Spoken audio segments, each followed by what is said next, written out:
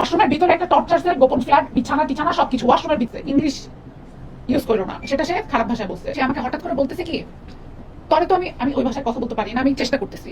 বলে তরে তো আমি 3 মাস ধরে 6 মাস ধরে খুঁজতেছি। আমি বললাম যে মানে সরি এক্সকিউজ মি। বলে তরে তো আমি 6 মাস ধরে খুঁজতেছি, ধরেন আমি এটা তরে তো আমি 6 মাস ধরে খুঁজতেছি। আমি বললাম সরি আমি বুঝলাম না, আপনাকে তো আমি আজকে প্রথম দেখলাম, আপনি আমাকে 6 মাস ধরে খুঁজতেছেন মানে? বলে তোর বাড়ি ব্রাহ্মণবাড়িয়া না? আমি তো আকাশ থেকে বললাম সারা বাংলাদেশ জানে আমার হোম টাউন রংপুর, আমি উত্তরবঙ্গের। আমি বললাম আমি ফ্রম রংপুর। বলে ইংলিশ, একটা মুখের ভাষা খারাপ করে বলছে, ইংলিশ বুঝতে পারছেন কি বলতে পারছে, ইংলিশ ইউজ করো না, সেটা সে খারাপ ভাষায় বলছে।